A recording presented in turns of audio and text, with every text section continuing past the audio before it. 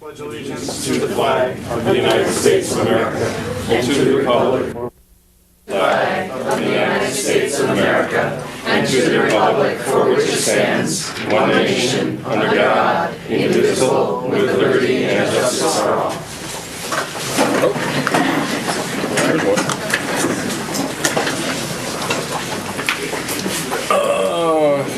Welcome everybody. Full house, and I don't have a sign-in sheet, but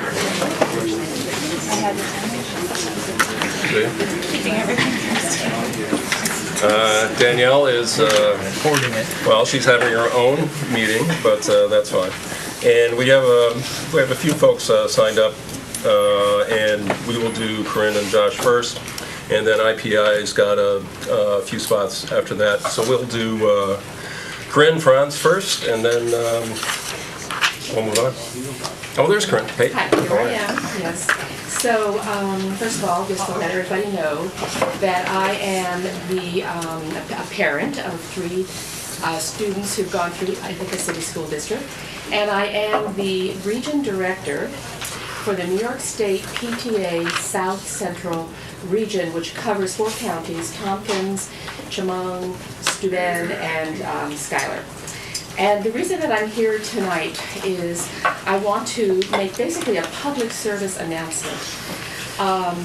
There is, I think we know that there's been a very active group of parents that have called themselves the SOS Election Boosters, and they have been really sending out wonderful emails, collecting emails for our key legislators in Albany to put pressure on the legislators and the 4 men in the room who will make a decision on March 31st, we assume, to bring in a budget that we hope will adequately fund public education.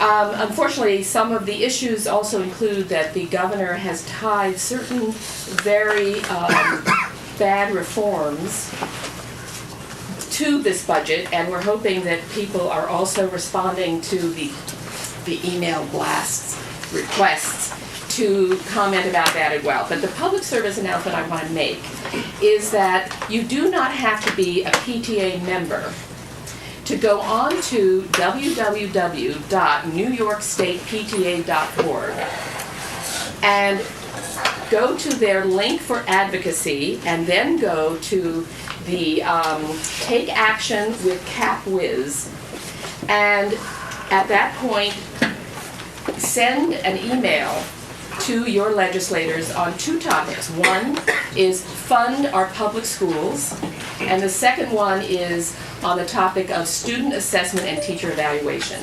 The position of the New York State PTA, I'm just going to say this very quickly, is to advocate for the adoption of 1.9 billion state aid to eliminate the remaining $1 billion of the gap elimination adjustment, which I'm hoping people now understand what that refers to accelerate the phase-in of $4.7 billion in foundation aid that was originally scheduled for completion by 2011, to honor commitments made a year ago to expand pre-K, to fund efforts at new and creative pathways to high school education, to reject the education tax credit proposals that are in the budget that are essentially a backdoor voucher system which would take funds away from traditional, public education, to reject proposals to increase the numbers of charter schools until commitments to adequately fund traditional public schools have been met, and to reform the local property tax cap by eliminating the 60% supermajority vote in order to exceed the 2%. So when the state has moved from coping with deficits to contemplating annual surpluses, it ought to first recall that it has past commitments and new obligations to support on behalf of all our students in New York State. It would be irresponsible for the legislature not to honor these priorities. So please take the time. We only have about 7 days, and you can go straight on to New York State PTA website and anybody can, in fact, advocate from that site. Thank you. So one question. Yes. That message is on that site, and we can just click and send? Yes, it is. So that is one of the messages, and it is in total. It's exactly what I said. And there is another one, which I'm not going to take the time to read, which is all about assessing student and teacher performance, and it's equally positive for teachers and students. It's very good. Thank you.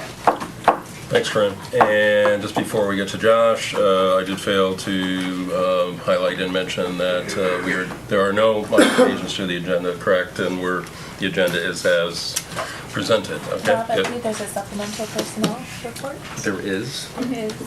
You didn't get it. We didn't get it. It came in the, It should yeah, be in the. it's in the Dropbox. That's what happens when I don't have this piece of paper when I start up. So, Yeah, it was pretty well. so we do have a modification to the agenda. If we want to look at it, or Supplemental, it's here. It's several pages. No, it's 2 pages.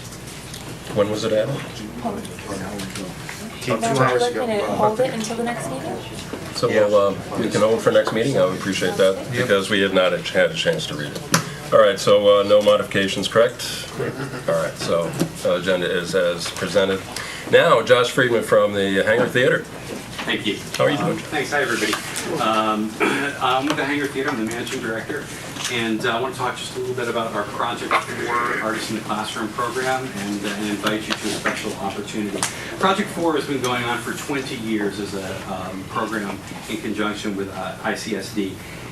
It has served over 10,000 students directly and indirectly through school assemblies where other grades attend performances. Probably close to 100,000 students over the 20 years that we've been doing this. Project 4 brings theater and music teachers into the 4th grade classroom in every elementary school to facilitate the creation and performance of original plays and musicals. Hangar artists collaborate with teachers in the classroom to select a curriculum topic in which to focus the residency. And over a 7 to 8 week period, the students work on playwriting and theater exercises, group writing, and brainstorming sessions as the students craft a play with music inspired by the classroom's chosen topic. The final part of the residency involves putting this creation up on stage, and the students learn the language of theater production. The rehearsal process takes place in the schools, and there's 2 performances, one at the school for the student body, and a second performance at the Hangar Theater for parents and siblings and for the community. Many of you, or some of you on the board have already been invited by either Lavelle or David to a presentation, Bell Sherman's presentation on Thursday, this Thursday the 26th at noon. And so if you missed that or if you didn't get it, please come and join us if you're not in school, if you're in school. But anyone in the community is welcome to come and join us and see this incredible program in action. If you want to join us at 11:30, we're going to have a brief presentation about what the program is, but the performance will start at noon, and it's less than an hour. We've spent a lot of time looking at how this program addresses Common Core standards, and we've created a document on how Project 4 and Common Core, how it helps meet these learning standards. This is something that we'll be sharing with David and David Brown, and he'll have a copy if that's something that wants to be distributed. I'd like to share a couple of survey results. We surveyed the teachers, and I'll tell you a couple of things that the 4th grade teachers just this year have said about this program. Terry Stoff at Northeast Elementary School mentioned that there's several skills that my students continue to refine based on their experience with Project 4 residency. For many, their ability to project their voice and enunciate more clearly was improved significantly. When students are speaking during class, I will sometimes prompt them during class, sometimes prompt them with, remember your theater voice. They immediately speak up, slow down, and articulate. I feel Project 4 optimizes students working cooperatively together. And also, she says, Project 4 also gives certain kids access to learning in new ways that may work better for them than traditional reading and writing lessons.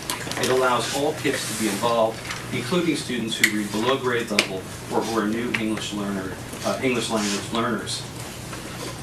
Connor McGivern, sorry, I probably botched that, at Cayuga Heights said, some of my students have used Project 4 experience to come out of their shells and take more chances in the classroom. They also, they are sharing their thinking and taking risks in front of the group that they may not have been comfortable taking had it not been for the practices, rehearsals, and performances they did in the fall. He goes on to say, it enhanced my ability to teach the social studies curriculum from early on this year. It just made the learning process richer for students, so it opened up social studies as something that's interesting and relevant and fun. And one more comment. Aaron Hams at Cuba Heights said, it helped kids learn how to express themselves in their learning. It helped shy kids come out of their shells and emotionally struggling kids work on something with their peers. It really leveled the playing field. And she also said, it helped me cover many different styles of learning to get to know the children on a non-academic level. It did impact how I saw and related to the students post-residency. As I said, you get to know them better and see different strengths and weaknesses. But she also said, it's a powerful experience that may be the only thing that they'll remember from the 4th grade. So these are just some of many, a lot of the feedback that we get. The Hangar Theater and our supporters are well aware of the fiscal challenges that are facing the district and the state. The Hangar Theater and our supporters remain steadfast in our mission to provide arts education experiences to young people, and we applaud the district's commitment to arts and education programs. And please join us on Thursday. Thank you. Thanks, Josh. Connie, let's... I'm here to represent IPEI, which is Ithaca Public Education Initiative. We had a major campaign. It was called Our Children, Our Schools, and Our Future campaign, I think, if I'm getting that right. And our generous donors from the Ithaca area have supported us and allowed us to develop a new grant program. This is the 4th grant program through IPEI, and it's a much larger grant than has been available earlier. We are very happy to announce 5 groups that have written proposals. Our requirements were that their work be innovative, collaborative, support district goals, be engaging for students, and that we should be able to measure its academic success. Before I turn some money over to you, I'd like you to hear a little bit about each project from the people who wrote the proposals. The first one, Jen Wilkie, for the 4th grades. Can I speak from here? Is that okay? Sure. We Are Connected is our team's first cohesively planned curricular engagement representing the work that has been percolating for years in classrooms around the district and in the professional development that the ICSD has invested in beginning over 3 years ago. The case studies you see here that IPEI is supporting represent a terrific leap forward and are culminating collaborative work that grew out of mapping our newest ELA, math, social studies, and science standards, weaving them into a cohesive story of 4th grade. We as educators and professional developers recognize that this is the very best that teaching and learning can and should be. The work is relevant to this community. The work is engaging students in questioning and understanding the underlying systems in the world around them and what these systems look like in Ithaca.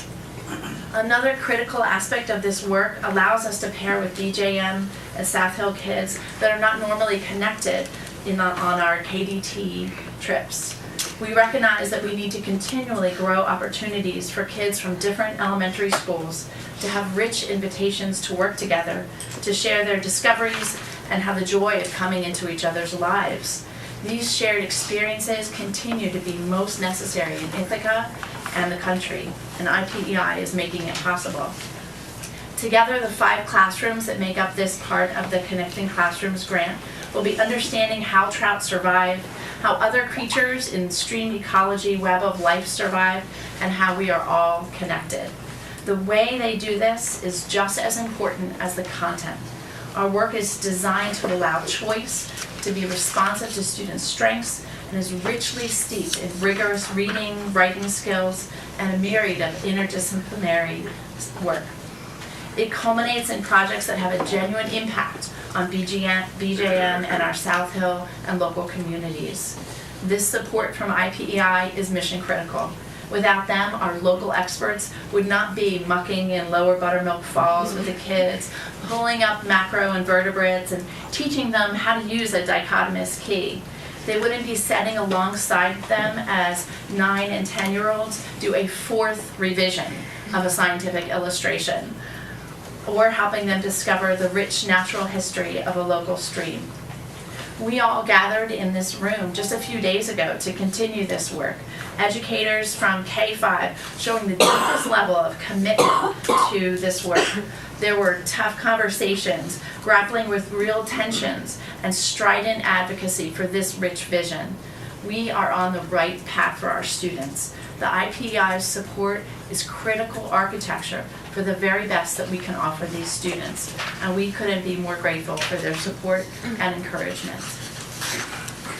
That's 4th grade. 5th grade is getting a boost, Brian? Yeah, I'm Brian Goodman. I teach at Enfield. And if you've been around a 5th grader, or taught a 5th grader, or have a 5th grader as a child, you know that's an age where they start to ask a lot of questions and say, why are we doing this, and why does this matter, and what's the point of this? And so that was, and also they want to reach out socially to other people. So those are 2 of our big points of this project. So we wanted a project that would basically allow them to not just ask any questions, but ask why does this matter kind of questions, and also to be able to communicate with other kids. So we're actually following the work of 4th grade, and we're having them look at an environmental issue in their own backyards. So we have 4 schools, that's Enfield, BJM, South Hill, and Caroline, and each 5th grade classroom at those schools will be looking at an environmental issue around invasive species. And they'll go into their own backyards and analyze the data they find there. They'll compare it with old historical data to determine, hey, we do have invasive species, and what do we do about it? And there is no real solution. We don't have a textbook answer for them. So they have to research what other people around Ithaca and around the world do about invasive species. And we believe that this project will allow them to ask that question of why do we matter in our own community, and to be actually able to collaborate with each other and share their results with each other. So we're really excited because typically in the past it's been just a Katie trip or buddy trips between schools, and to kind of work as academic partners feels like a huge step in that. So we're really proud of the work we've done, and we think the kids are going to just fly with it next year. So we're very excited.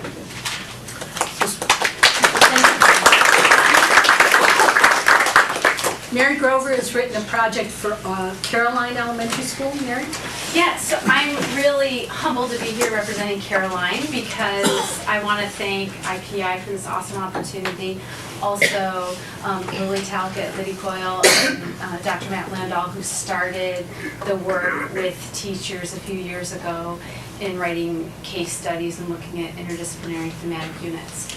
So our proposal is to connect the whole school with this. Pre-K through 5th grade right now are writing these interdisciplinary units, 6-week unit of study that's going to culminate on May 29th. So I'll take a page out of your playbook right now for everyone to pull out their electronic device and mark on their calendar.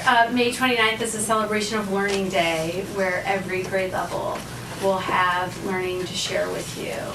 And I think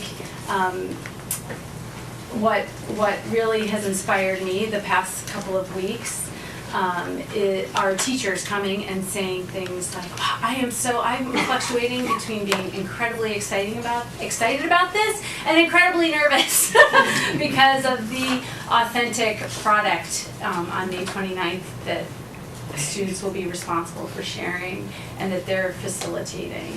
And so it's really enabled us to launch a school-wide approach to really making instructional shifts that are going to mean something for children. And I also lastly want to give a big thank you to Janie Clark, who is part of our grant and working consulting with us to unpack the Next Generation Science Center standards, which is a crucial part of this.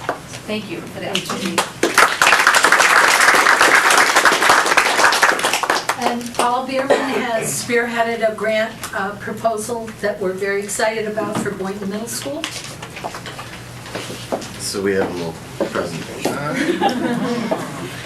So if you'd like to join on your device right now, you can go to nearpod.com and enter this PIN, SMQPJN, and you'll be able to follow along as well. So we want to thank IPI so much for granting us such incredible amounts of funds and really a unique opportunity that never would have been possible for us. And so we're calling our projects Neanderthal and Neanderthal. Not sure why everybody's looking at me when you said that, but So if you'd like to join, you're welcome to join at any time. So if you want to take a moment for it should go next slide in a second here. Unless you've lost connection. If you want to That's okay. your land. Yeah, so, well, our unit that we've been planning together is a collaborative science and ELA unit. We know that when kids are dealing with the same material in multiple classes, that instantaneously makes them see that this is something that is not just pertinent to one of their subjects, but multiple subjects, and things become sort of instantaneously a little more relevant for them. And so this is kind of why we decided to go with an ELA and science unit. We don't typically get to work together with the science faculty, so this is kind of exciting for us for that reason.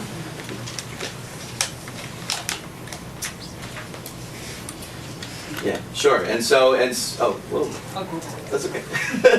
And so, some of the things that we are going to be doing, at least in English class, kids are going to be working together in groups cooperatively and also at stations, learning about different aspects of Neanderthal culture. Right? A lot of people don't realize that Neanderthals were a very, very human species. In fact, they were a type of human, and they had their own culture to go with. And so students are going to be analyzing things from tools and hunting behaviors all the way to symbolic thought, and the entire way sort of assessing their own thinking and reimagining their preconceived notions of who Neanderthals were. And the relationship to And the relationships to humans, of course. So I threw this up there because students often really get curious during the evolution unit in science about human evolution, and we have just a cursory treatment of that, and we just don't have available resources or the time that we've set aside to really dive into that as to what makes us human and where do we come from as a species. And so between the two classrooms, we'll be able to unpack that and to really discuss what that looks like. So we've got about 50-50 spread here, whether or not you can tell me 5 facts. Thank you. So what IPI is enabling us to do is to have some access to some unique resources, such as guest speakers, including John Gurchie, who's a famous paleo artist, and he made these amazing models. He has bronze sculptures in the Smithsonian.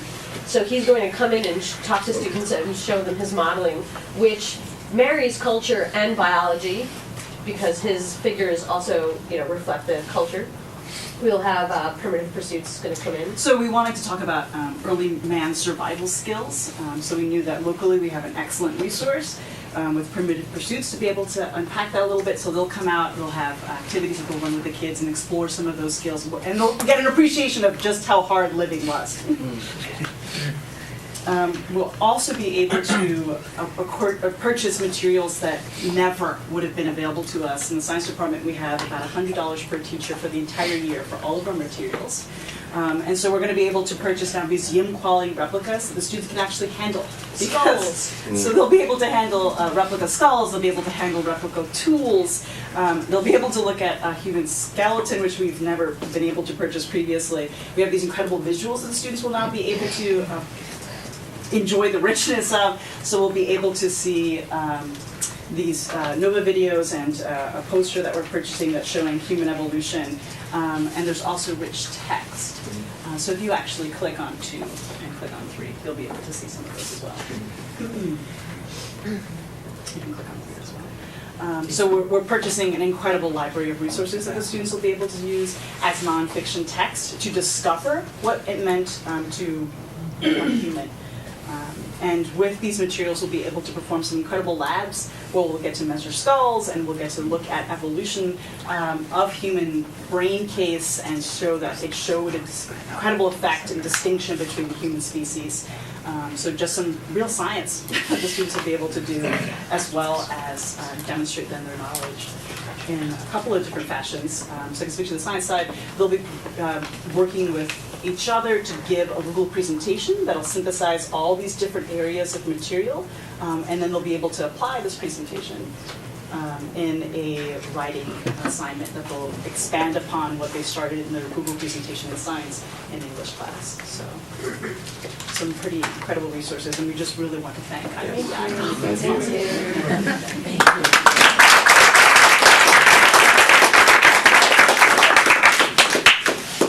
And the last project that we're funding through this grant opportunity is at the high school. Carlin Gray is. So you notice the theme that unites all these projects? What are they? I'm doing two things with the funds that we've been awarded. One is creating a structure, which is a high tunnel structure, which will allow us to grow a large variety of crops at Ithaca High School, which include greens and flowers, which will allow us to sustain a sustainable agriculture program at Ithaca High School. Which will be run primarily through the science department, but is intended to unite special education, technology and science curriculums into one project. And we're really grateful for the funds to create the structure, and the structure itself should allow us to sustain funds through the next number of years to sustain the structure out back in the space sort of behind the art rooms, outside the tech rooms. There's like a courtyard sort of out back of the weight room. So there's an old car there now. It's gone? Is it gone? I don't know. We'll find out. Okay. It will be gone. Project. So we will be replacing the old car with a greenhouse structure, which really, it's not a greenhouse in the sense that it requires energy. It is just to extend growing seasons through and into the winter. And we've been working with Cornell Agriculture to work. They have a lot of high tunnels up off of Maple Avenue. So if you want to see what those structures look like, they are not offensive by any means, but they are large and in charge. And they allow us to grow really beautiful flowers, very tall, very sturdy, and I'm sure all of you will benefit with delightful little treats along the way. So we are very grateful to IPI for funding this project, and very grateful to have a project that very clearly unites technology and science together, which I've been trying to do for many, many years, as many of you know. So thank you.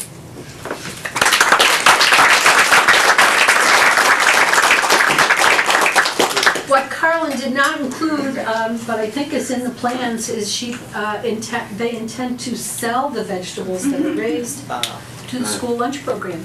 Great. And that will allow them to be able to continue to grow.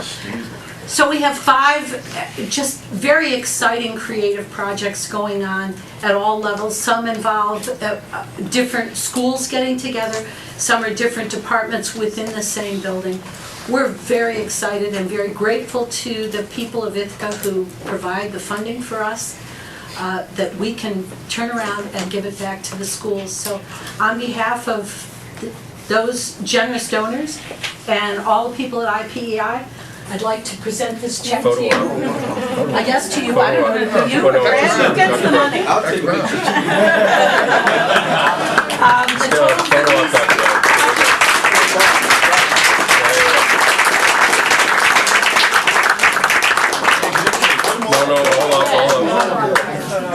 The total for these- The total for these projects is just short of $35,000. Wow. So, We have it? Multiple opportunities to record. We got it? One more. Okay, 1, 2, 3.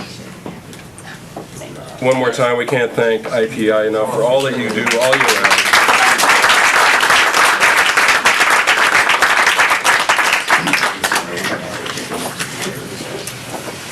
and now we're going to let all these teachers go home and get to work.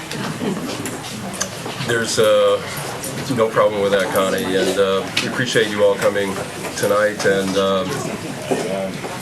And if anyone else wishes to speak, you can, but you do have to follow IPI. And well, if you want to pay, you can speak. Otherwise, forget it. So if there's no one else that wishes to speak, we'll move on to student reps. And Adrian, LACS, you get to follow IPI. Hard to follow. How do you do that? So LACS is having our 27th annual Middle East debates, where the students of Chris Berry's Basic History and Ourselves class all take up a role as a leader in the Middle East, like ISIS or Netanyahu and various people. And Monday they have opening statements. Tuesday morning and afternoon, and Wednesday morning they have full debates, and Wednesday afternoon they have the closing statements. And the students work on it for about 8 weeks beforehand. Takes up all their time, and they work really hard, and it's really great to see them do it. And then also on Friday we're finally having our infusion day, barring another snow day. It's gonna be great. We're going to have a bunch of workshops about race and gender and the sort, and it's very informative. I think people should come if they can, and that's all we have this week. Thanks, Randy. Take a high. Sure. Coder Robotics woke up last Thursday and Friday, at about 4 a.m. to go down to Tech Valley in Albany to compete with other robotics teams with a competition called Recycle Rush, where the point is to use a robot to stack up like meal bins and put a trash can on top to like symbolize recycling and like helping the ecosystem. Unfortunately, due to some technical issues, we were only placed 20th out of 36. But next weekend there's going to be another competition, which after getting all the kinks out with our robot, we're able to hoping to really rush in and win everything. Then AVID, or Advancement via Individual Determination, took a field trip to New York City last weekend to do a college fair to learn more about the step up in education. Afterwards, they watched a basketball game and then had fun traveling around in the Big Apple to learn more about the big city. And of course, last Friday was the first day of spring, which many students are really pumped for this warmer weather and spring break, and hopefully we'll all have some time to relax and enjoy the rays. In other riveting technology news, Student Council has approved the purchase of a new microwave for our cafeteria last week. So hopefully students can now enjoy warm microwave food at lunch, whether they bring it from home or simply wish to heat up other food items. Also this weekend, on Saturday, we have the Brain team going to compete in the annual Prison Bowl competition, which is held at Hunter College High School in Manhattan. Students will have to wake up at 2:30 a.m. in the morning to drive down to compete, and those slightly sleep deprived as they may be, we wish them good luck. This past Friday, high school classes had the opportunity to view their classmates and preview the High School Musical, Catch Me If You Can. And over the weekend, as you know, many of these students and families went to watch this musical take place, and the extremely well-prepared cast, Kit and crew put on a great show, which everyone who attended thoroughly enjoyed.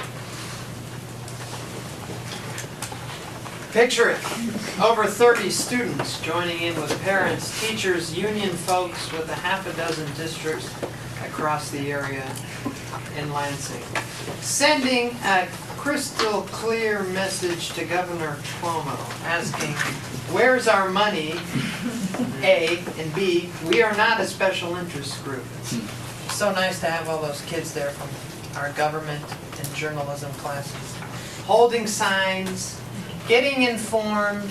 Some of them had never heard of the gap elimination adjustment prior to that evening, so we thank Barbara Bergman and Shirley Kennedy for recruiting students to be there.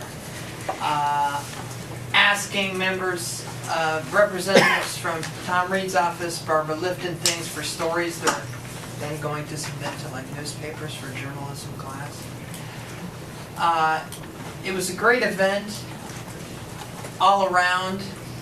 but especially the student involvement was fantastic, and it's exactly what we need for students to engage in their own education and learn how the governor's cuts, and specifically the gap elimination adjustment, threatens just that, their education. Our beloved food service helper, Cheryl Altz, 30-plus years in the district, will retire last day Friday. A beloved person in our high school history. They even made a documentary about her. They loved her so much, seriously. Very motherly attitude, and brightens the day for a lot of students. So, we'll basically say thank you, give her cards, what have you, but that's a sad loss.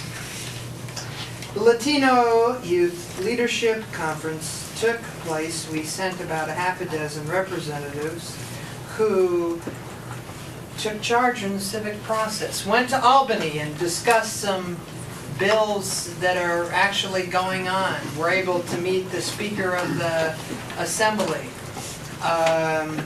discuss a lot of issues, all in congruence with their Latin identities also. One student placed number one in a contest for a scholarship, getting about $2,500 of all the representatives across the state. So that was really excellent, and that took place this weekend. And that concludes tonight's report. Thank you. Thanks, Ithaca. Board responses? Anyone? Sean first, then. Only that I'm so very much looking forward to, after 2 snow days which seem to be conspiring against the LACS Infusion Day, to see you good folks on Friday morning. So I'm looking forward to the event. We'll see you all there. Brett? Want to echo Connor's thanks to Barbara and Shirley Kennedy for getting the students there last Thursday. I think it was a good experience for them. It was interesting that of all the school districts, apparently we were the only ones that thought to have students attend. So that was good.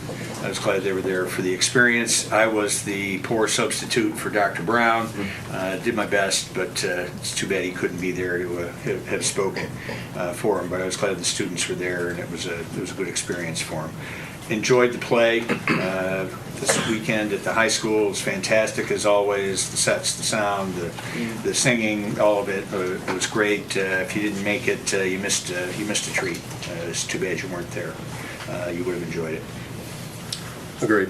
Really outstanding. Outstanding leads. Really just from the crew to those on stage. Really was a really outstanding production.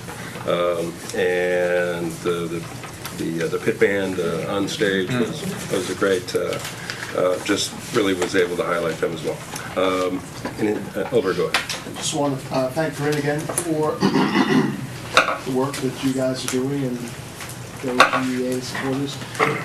That letter was great. I can't add anything. You clearly get it. That's a good one. So I urge folks to join in what you ask them to do, is go on that site and just hit send. That's correct. That's a great way we can help ourselves. They can do it right now with a device in front of them. Mr. Device. I'm the only one who left my devices home. Go figure. IPI, as always, what can we say about that group? I mean, how many school districts our size in this area are lucky enough to have an educational foundation like that? Sophisticated people who care, who can produce these kind of projects. So thank you. This is the kind of full engagement that Dr. Brown speaks about. So good for us. And again, thank you for that. And I also plan to be there on Friday. Finally, Diane and I are going to do a TED Talk for you guys, I think. So it should be cool. I'm looking forward to it. If it doesn't snow. And there are no more snow days, so it's... So they're going anyway. No, we declared there are no more snow days. It's over. So, anyone else? And certainly thank you to IPI once again. And we will see on our consideration of accounts was the best explanation of what transfers from one account to another, what that means, and we see, as Brad will point out, a grant from IPI for $500 here or $500 there for red and gold grants, and Kids Discover the Trail. And it really, I can't imagine what this district would be without the impact that IPI has really on a year-to-year, month-to-month, day-to-day basis. Because we have had to struggle because Corinne and Ann, we know that you get it. Albany still doesn't get it. I mean, they are negotiating now on a budget that will not get what you are saying. And so the end result will not be what we want. I'm quite sure of that. But we'll talk about that later. But that doesn't mean that we can't let them get away with that. So we're still going to have to hold their feet to the fire. It's just unacceptable. But we'll see in a few weeks what they're going to come out with. But they still just can't wrap their heads around what you're saying, what our teachers are saying, whether it's standardized testing or whether it's the gap elimination adjustment. They really just don't have a clue.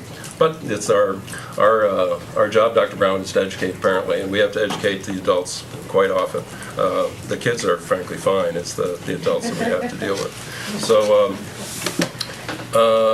So anything else? We'll get into the budget stuff in a little bit. But if nothing else, we'll do the consent agenda and the consideration accounts that has been mentioned. I'll move the consent as presented. Second. Second by Sean, and go ahead, Brett. Well, we've got all the wonderful grants from IPEI there. I'd also note a grant from the Terra Science and Education. It is there, and then a couple of small ones from Target. So a number of ones there. And then you also note a rather mind-numbingly long part of the resolution having to do with Questar 3 BOCES. We purchased a few small services from them. The state comptroller has decided that while these folks were doing the right thing and actually setting money aside for post-employment benefits, that's not allowed, so they have to give the money back. So we're a small piece of Questar 3, and the long and the short of that is we're going to get a $1,091 credit from them, but sorry it's so long, but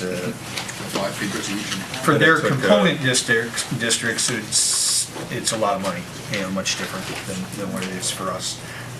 They're out by Albany, Questar 3. And it costs the attorneys a couple $1,000 to write this up, I assume. I assume. Yeah, okay. Got it. Anything else on consent? We're all good? All in favor? That's, there is Eldred, that's everyone, and Judy Maxwell is feeling under the weather because she's coughing like someone is over there, and there we go.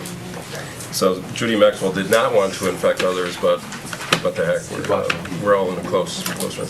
So, Dr. Brown, I guess, and indeed, we are at the superintendent report. Thank you, Mr. Kennedy, and I'll be very brief because we have much to get to tonight.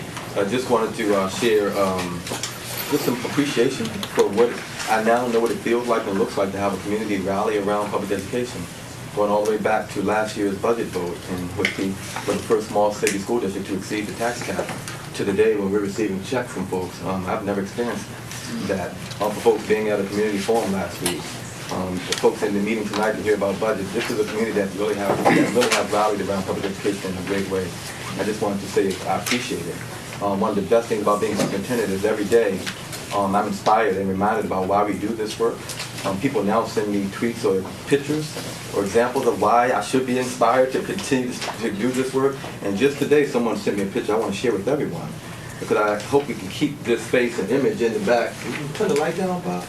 In the back. This is the youngest future ICSD student in our community right now. And this person sent me this. I know why they sent it to me. They didn't say it, but it's to inspire me and others to keep doing the good work and fighting the good fight. So as we have tough, difficult conversations tonight, we're having those conversations for the future of our community. And this is one. Now, I am going to put the grandpapa on the stage right now. Because, again, as board members, I've often shared my appreciation for what you do as volunteers. Volunteers are doing very, very tough work and taking on many, many challenges. You know, and every once in a while you have to miss a meeting. And it's crazy how folks notice when you miss a meeting, when you're volunteering to do so much, working 30 hours a week. And I know one of our board members has missed a couple of meetings. And I know folks have wondered, well, where is he? I know where he's been. So you want to talk a little bit about this new addition to our community? Absolutely. This is Miss Amari Nicole Marone. This is my grandbaby. Adrian, our daughter, is a 2006 graduate of Ithaca High School, who recently in the past couple months has moved back home to be with her parents and welcomed this beautiful delight into our life about a month ago. And so I did send it to Dr. Brown to remind me and to remind all of us of the reason why we do this work. And so I didn't only do this work because I'm in this community and our child graduated from Ithaca High School, but I can have absolute, can you see the joy on my face? Absolute joy and delight that the next generation of students is coming our way, and we're all making a difference for those young folks. So thank you, Dr. Brown, for putting this beautiful baby up here. Thank you. I didn't know Sean was so old. As I said to my Ithaca College students, I may not be the youngest grandfather, but I'm certainly trying to be the best dressed grandfather. I'm trying to make that happen. All right. That's all I have right now. And Dr. Brown, that's not even your kid. I mean, I know it's, I thought, well, geez. Well, we're not finished yet. It's not Landon, it's not Aiden. I mean, it's all right. We're not done yet. Dr. Brown, so you're ready to move on, and LACS is up again. Are we doing the trip today? We're doing the trip today. Please come up and. I'm here mostly to answer questions, but I do have a short presentation to talk a little bit about the trip that I'm representing tonight. I'm here with a few of the students from the group that are embarking on Guatemala 2015. And we are going to be going to Guatemala, which is in Central America.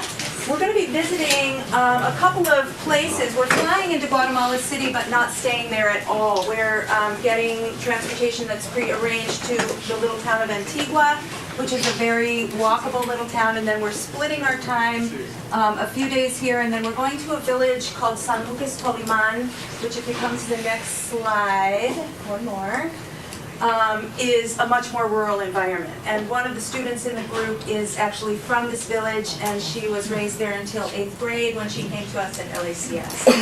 So it was actually her idea to connect these two places that are so dear to her, and we hopped on board as the Spanish department, or that language department, with a group of students who were very interested in going. So can you just go back one slide? We're going to start our trip in Antigua, which is a really very well-traveled international kind of destination because it's a UNESCO World Heritage Site. So it's very walkable, cobbled streets. As you can see, it's surrounded by volcanoes. It's very beautiful. The kids are going to be doing homestays there, and they're going to be that are with families connected to this language institute that we're going to be studying with 2 4-hour lessons.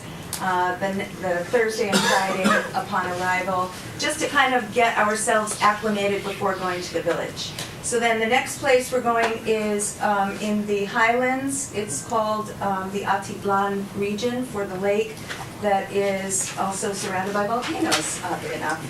It's a beautiful region, and we're going to be studying with the Permaculture Institute, which is founded by the parents of Michelle, who has kind of sparked the idea for this destination. So some of the essential questions that they're going to be talking about in that programming, it has to do with seed saving, how industrial farming is impacting not just people who have been small farmers throughout the world, but also their cultures, their language, etc. So beyond that, of course, the kids have been hard at work fundraising. Do you guys want to say a little something about the different things you've been doing? Go ahead. What are we doing right now, let's just say? Right now, we're doing a coffee fundraiser. Give me coffee, to be specific. And we've got some plans in place for... Well, it's the second Giving Coffee fundraiser we've done, and we have plans for a 5K fun run that will be in May. and from the Trotamala. Very good. This is going to be a first for LCS to sponsor a 5K, so that'll be a blast. But we do fundraising. We've got enough to cover the cost of the tickets at this point, and then the rest of the fundraising that we're doing this spring will defray some of the other travel expenses so that the trip is accessible to just anybody who is interested, as opposed to just kids who can write the check initially. Besides that, the fundraising has this double positive effect because it really gets the kids together as a group. They're working as a team, they learn to communicate with one another, and then they can be each other's family while they're so far from home at the destination. Any questions? We're hoping that you will approve our trip. Chris, go ahead. So outside of the 3 of these students, how many other children? We have 10 other kids, 10 so other there's kids. 13 students total. We have a mix more or less half and half girls and boys. Go ahead, Connor. Very impressive fundraising schedule. I don't It's think insane. I've ever seen one so robust, creative, varying, very nice. Can you speak to, you mentioned homestays, but can you speak to how that, the assimilation process, how that might help with the assimilation process? So the kids are going to be also practicing their language skills, right? And then we want them to be able to interact with folks on in a more authentic way than just kind of, may I please buy this water, or those kinds of simple transactions that occur on the street. So this way they have an opportunity to meet a family who's accustomed to visitors from outside of their country, and they don't necessarily speak English, but they are accustomed to hosting young people in their homes. So they've opened their houses to us in Antigua, and then through Ichelle's family connections in the village is so small that we almost had a really hard time finding accommodation sufficient to place the kids in homes, but they've been working on it, and we're there now. So they won't necessarily be staying individually, because that's just too many homes. They probably stay in pairs, is what we've got planned. Other questions? Okay. What's the cost, roughly, approximately, per child that's So the expenses, including the supervision, is about $1,400 a student. We make all the arrangements ourselves as opposed to using the agencies that kind of promote student travel groups. Right. And that way we can kind of keep the costs pretty low. But then we use contact organizations on the ground in the destination to help us organize all the land travel. Other questions? Jay? Yeah, Brett. Go. I'll move approval of the trip. I'll second. Second by Chris. Moved, seconded. Any other? As you know, our constant refrain is to try to ensure that any kid, child, any student that wishes to go could go if they wanted to, regardless of, and scholarships available. And obviously, you're doing a tremendous amount of fundraising. That's what we've always asked in the past, is to ensure that there would not be kids would self-select out. Just there's no way our family could support this or so on. It certainly seems like an attempt has been to do that. And that's really important. And are you able to really take everybody that you can? I mean, you're limited on the other end on how many you could take, I assume. We are, and we actually started with a group of 16, and for various reasons, 3 kids have dropped out. But yeah, so we're actually in better shape as a little bit of a smaller group, I think. Sure. So it's easier to move around. Oh, exactly. Thank you. And anything else? Move, seconded, all in favor? That's everyone but Pat who's falling asleep? Yep. Okay. T-Line? Sorry, jet lag. Okay. Just Pat. You're only off by 12 hours? Yeah. So, 10 and a half. So, is Pat abstaining? No, she voted yes. Did she vote yes? I nodded. Oh, okay, all right. She voted yes. I could tell. So you're good. Thank you. Have a great trip. Good luck. Thank you. I believe in travel. Yeah, I could tell. And Dr. Brown, after some very nice gifts to the district monetarily, and kids are doing great trips and great Only the state. projects in class, but we have to keep the lights on and pay all the bills, and you're going to tell us how we're going to do that. The operational budget, Yes, Dr. Brown. I'll invite some folks up here with me. That would be great. Amanda, Matt, the folks about Turn the lights down again. There goes. That's the problem, isn't it? Need a coffee pad. What day did you come? Oh, so you're still. This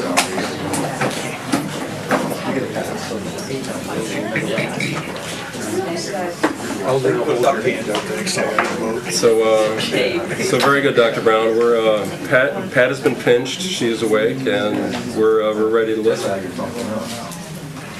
So yeah, we're here to talk about our recommendations to the board for the budget for the school year 2015-2016. And like and this is the 5th time I've stood in this spot to present the budget, and for the last 4 times, we have always started with our vision mission. And we as a team have presented to the board that the funding request we're putting in front of you is to support our vision mission. We won't spend all the time I usually spend on what the vision mission is, because I think folks get it, are getting it now. This slide we showed also, the board has challenged us to continue to move forward. You changed the metric on me. You wanted 90% graduation rates the first time I stood here. Now you've asked us for 100. You've asked us to continue to close achievement gaps. And of the multiple indicators that we track now, we continue to see significant achievement gains year after year after year. In light of the fiscal challenges we've been facing, I think that's something we need to continue to talk about, because this budget we're putting in front of you, we're confident will keep us moving forward in a positive way. What's going to be different tonight, I'm sharing, is this slide that I shared with staff at the convocation. And I thought a lot about how to share this and if I would share it, but now I'm sharing it with our entire community as I've shared in other instances. And I've asked our administrator today, how has this most recent budget process helped us be better at leading with love? I'm asked often now, looking at that previous slide and seeing the significant gains we've achieved over the last 5 years, how are you going to make this sustainable? How are we going to lead in a way that's going to be sustainable? And I'm responding not with, well, as long as we continue to get funding from the state, because quite frankly, we can't control that. The way to keep our work sustainable is to lead with love. And I'm thinking about our budget processes as one way we can get better at that. As I look at these principles, I'm thinking about every one of these and how I'm working hard to be better at them. And how I'm now, as a community member who's planning to be here a long time, regardless of what the paper says. I'm planning to be here a long time, and this is the community I want to raise my baby in. And I've sat here, and I've stood here 5 different times. I said to someone earlier today, each year in this seat, not you young lady, but every year the person sitting in this seat was having a tough time forgiving me for the decisions that I was having to make for the good of the organization. And quite frankly, I was having a tough time forgiving them back for what they had said about me. How are we going to, and I'm hoping you're not ready in their place again, but this is the first time the person sitting in this hot seat right here is just here to hear the conversation. But all of these things, as we talk about being unselfish, we've all had to give up some things that we've held very close to our hearts over the past 3-4 years when it comes to budget. We've all had to trust. We've had to trust in you, we've had to trust in the community, we've had to trust in the systems. As we've made some hard decisions, we've grown some programs while we've cut others, we've cut at times. We're going to be putting some things on the table tonight that folks aren't going to like, but it's for the good of the organization and to keep it moving forward. Another thing I'm proud of, and I think we're working harder and harder on each year, and it's getting better, is that budget is now becoming a part of the conversation. Every conversation, every instructional improvement conversation, continuous improvement conversation. Last year we shared a slide here that showed all the times we had talked about budget-related items at board meetings, which was all year long. This year, going back at looking at our calendars, we are having budgetary conversations in every meeting, while talking about instructional improvements as well. PTA meetings, Amanda and Matt, they've been to just about every school now over the past couple of months. Well before the budget season started, they talk about the budget impact, how the budget is helping us achieve our goals. And on, administrative team meetings, we met with union leadership, community groups, you name it. Board of Education meetings, it's been part of the conversation for an entire year. So I will challenge folks, and in previous years I've stood here and folks have said, well, when did we have input? Or when did we have a chance to say something? At times I've struggled, while it's been an ongoing conversation, I've been struggling with all, some folks we did leave out of the conversation because we didn't have time or we didn't have a process in place. Now I can say with confidence, everyone's had a conversation about the budget over the last year and have provided input, significant input. Now at the end of the day, the recommendation to you tonight is my decisions, and I get that. So some things that are going to be represented here are going to be coming from the conversations I've had with everyone in this room for a year. But yes, the recommendation today, some decisions, and some folks I'm hoping are going to like most of what we say, but I'm sure some of the things I'm going to share you won't like. But again, I'm going back to leader with love. I hope you're going to trust that I'm doing it for the good of the organization. So the number we're going to put in front of the Board of Education and our community hopefully is $114,332,000. There we go. The $114 million budget. Here you see a trend where our budgets have been over the past 4 years, and you'll see the increases. We've talked about those increases from year to year. And you like just in a 2-3% range as far as the overall budget increase from year to year, you'll see that there's a very minimal increase in the budget from year to year this time because we're using far fewer reserves. And we'll talk about reserves. We've talked about reserves over the last couple of meetings, and we'll talk about that some again. So it's an overall $114 million budget. You've seen these numbers, sharing them with you again, and we're going to post this presentation online for the entire community to see also tonight. But you see our state aid number, we, as our governor said, to assume flat state aid, we assumed a flat state aid number. And quite frankly, if you looked at the actual state aid number, the actual number that we received, and what we are going to see here, that $26 million or so, is $788,000 left. If I remember you correctly at any point when I veer off. $788,000 less in state aid this current year. No increase in state aid. Not only not an increase, but an actual significant decrease. You'll see where we are with fund balance, how much fund balance we're planning to use. You'll see reserves. And we are using very little reserves this year, because frankly, we don't have that much reserve left to use. And I don't have a slide that shows the different reserve pots and how much we have left. It has been here, it may be in the board Dropbox, it may be in the public Dropbox, and we'll put it out here if it isn't. And I just want to reiterate again, when we talked about this the last time that we met, that extra reserve money, that $120,000 is not coming from the reserves that we presented in the past. This is actually monies that was allocated for the very specific project of the Network Operations Center through a capital reserve years ago. And so it's actually not coming out of none of the reserves will decrease in their amount. This actually was an amount that was allocated a few years ago. It's savings from another project. That is correct. That is correct. And Dr. Brown, the negative number, that 1.15 million negative number for reserves, that's denoting that we're using less reserves in this budget. It's not a draining of the reserves, exactly. That means that from years past, we're using that much less of reserves than we have. just to, well, for my own benefit, just to be clear. That's right. Okay. So we talked about, we've led with tax rate the last 3 years because that is the number because of the growth in our community. Folks have wanted to know the tax rate number more than the levy because it's the true impact on the tax bill. Now let Brad and Rob talk about the difference between tax rate and tax levy, as you do it without anyone have ever heard. Maybe Brad later.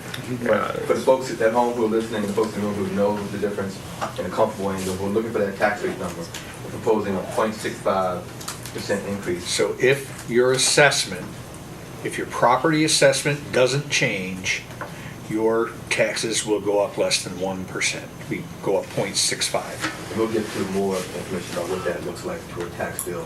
I have this here. No one was happy about the 2.95% tax rate increase last year. But again, as I said, the community rallied around our school district when we needed it to, which is actually helping us this year as we put the budget together. You see, we've tried to keep taxes, several board members have advocated for a 0% tax rate increase. But we've done very much to try to be as minimal as we can. But last year we did have to have a pretty significant rate increase. I struggle with my emotions when I put this image together, the slide together today, because I've used the same image the last 5 years. But these numbers have always changed as far as the tax bill, the impact of one's tax bill each year. And last year was a tough slide to put up. Because frankly, that $300,000 home, the tax increase was around $280. And I struggled as superintendent, as a community leader, and one who lives in this community to say that. But I knew we needed it, and our community rallied around us.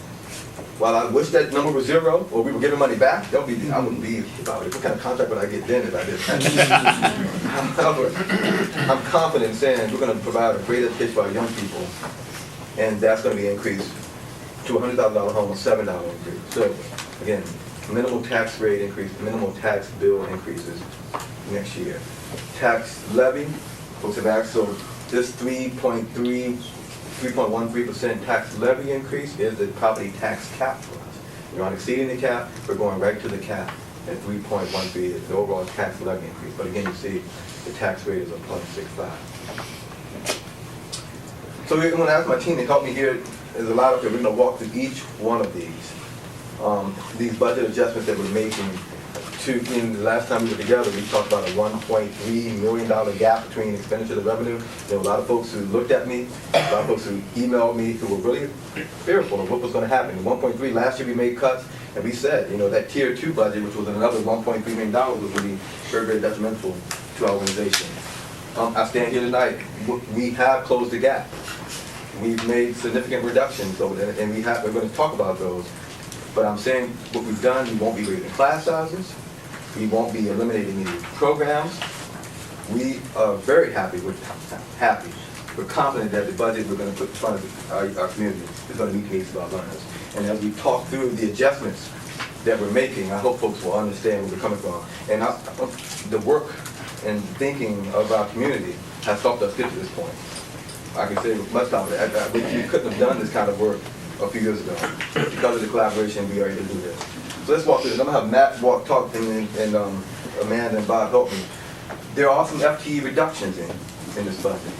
And again, I said we weren't raising class size, so you're probably wondering where are 4.5 teacher FTEs coming from. So Matt, you want to talk a little bit about the teacher FTEs? Sure. I'll start by saying the 4.5 FTEs, they're not programmatic in nature, so we're not reducing like a chunk of the pre-K program or pre-K classrooms like we did last year, or just to use some examples that kind of came out of last year's budget, or teacher librarians in schools. The 4.5 teachers are actually coming from our analysis of class sizes, especially at the elementary and middle school level, and also some areas where there's some differences in staffing between similar schools. And we're trying to kind of equalize that, and also some teacher support positions that we're looking at. And so we need to analyze student numbers a bit more. We need to start looking at what some early kindergarten registration looks like. And so we need a little bit more time. We also want time to also speak with affected, if there even are, but affected teachers regarding these. But we do want to emphasize again that they're not programmatic reductions or eliminations, and the other thing that we want to emphasize is that means no layoffs. We had a lot last year. We were able to bring everybody back, but this way we're not going to be looking at the number of layoffs that we had. In fact, we probably won't have any because of attrition and people leaving or retiring.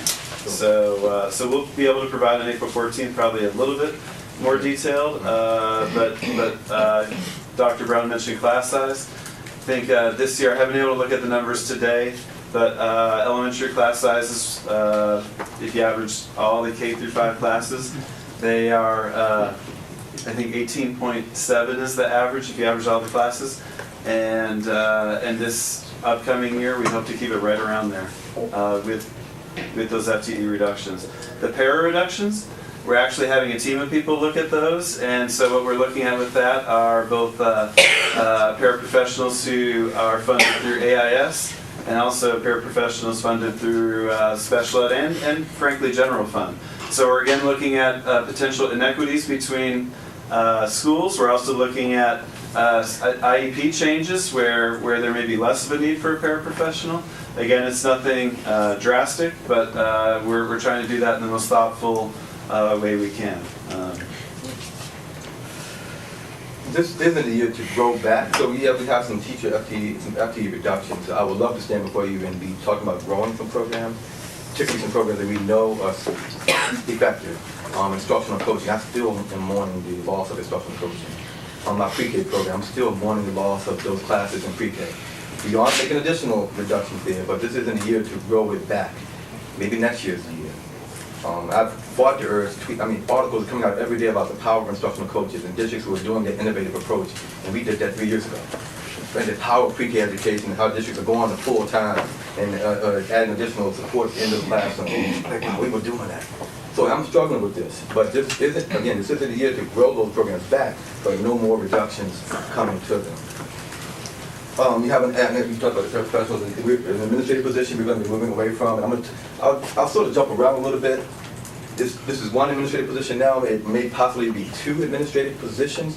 We will be reorganizing the central office because of some shifts with budget and some folks leaving. There's a time now for us to reorganize our central office to put people in the right places on the bus. We are still working through what that's going to look like. We hope to bring some information to the board at the next meeting. But through our reorganization and our central services, we anticipate some savings. And we anticipate being 2 positions down. That's going to bring some pause to some folks because they see how stretched. For the first time in my career, folks are saying the administrators are stretched. And I actually have folks actually write for us to add administrative support back. I think what we're going to propose and what we are planning to do, even though we may be down again with people, but the roles and the people that will be in those roles will help us be even more effective next year. Non-contractual stipends is something we're going to be moving away from. And how about you help me out with this one? Give an example and from a non-contractual stipend and where we're going to go. Right, so one of the examples for non-contractual stipends that we've looked at and we've agreed that probably that might be something we will not continue for next year is the tech mentor stipends. So tech mentors, for those that don't know, these are teachers that receive some additional funds to be able to support their colleagues in their school buildings to integrate technology. And we know that is valuable, but we also know that because we have really shifted the way that we're doing a lot of our staff development around technology, with a lot of the pieces of technology integration through things like the one-to-one rollout, through colleagues, many colleagues being knowledgeable, empowering them to empower others to then teach others, empowering our young people to teach us, right, and sharing sort of those resources. Those were, again, those decisions that you evaluate, and those are decisions that really should be done when we're really healthy with the budget and when times are really tough with the budget. And so I think in terms of our long-range planning, things like non-contractual stipends, things like equipment, things like reductions, and the list goes on, we would want to look at those whether the times are difficult or they're good. And I also say, some of these things we're going to be talking about now, including some of the stipends, they're saving teacher FTE and paraprofessional FTE and administrative FTE. We're at this point in our budget where we have no wiggle room. So we can keep some of these things, but eliminate additional FTE. These are tough decisions to make. And then there's some building-based non-contractual stipends. I know the high school has a few, and some other buildings have some that they're going to be probably shifting away from or splitting up or reducing some. Equipment budgets, this isn't the year to replace some equipment. Some of our principals wanted some tables, for example, or some new desks and chairs. This isn't the year to do much of that. We still have an equipment replacement line, but we won't be able to accommodate some of the requests that some of our administrators and teachers have had. Reductions to contracted services. We've been moving away from consulting quite a bit over the last few years. This year, I don't think we have hardly any. We won't be doing much. We're making some additional reductions to the contracted service line. Another contract, we were Imagine Learning, some of our software tools, the contracts there came up often last year. We were successful in renegotiating a contract with Imagine Learning and some others, but we won't be making a payment next year. And frankly, we're going to have the same tools in place in the services. So some of the partners that we still have really stepped up to be partners with us, knowing that we're struggling financially at this moment to help us, and we won't be making a payment. So significant savings for some of our contracted services there. Building level operational budgets, this has been up there for the last 4 years, and every time it pains me to say that because our buildings have such minimal discretionary funds or operational budgets, and they have, and I hope Jason doesn't mind me, to save FTE, I'm going to take some hits on things such as equipment or travel or professional development in the building. A lot of those things that discretionary building-based funds, we're going to take another hit. In time, I hope to grow this back. But again, to save people, we're making another cut there. So over the last 3 years, we've also been moving away from some of the community-based contracts. So collaboration. I think most folks will remember we had about $100,000 in an innovation line. It was called the innovation line, and we had a competitive grant process out there for communities, organizations to submit a proposal, and we would fund it if we had the monies there. And so we've been moving away from that. Partnerships with GAC, Ithaca Youth Bureau. Unfortunately, we're at a place where the project for Hangar Theater Collaboration that you heard much about tonight is one of those programs that we can't continue to contract out and collaborate and support in the same way we've done in the past. That contract was about $55,000, and again, we're talking FTE.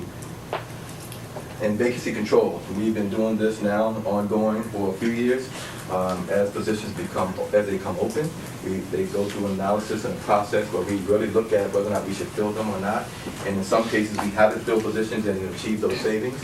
That helped us a lot this year as we were getting through the budget, and that we were able to build back some of that fund balance you saw in the previous slide. We will continue to do that this year. And if we see one of those lines may increase, and they may decrease, but they may increase if we see some positions, or we have positions that come open that we don't have to fill. I think I covered them all. Did I miss any, Bob? Everything coming? And we're going to come back to the slide in a minute and have some talk to the board. There will be some opportunities to talk about this often, as we've done in the past. The budget hearing is scheduled for May 5th, Daniel, correct?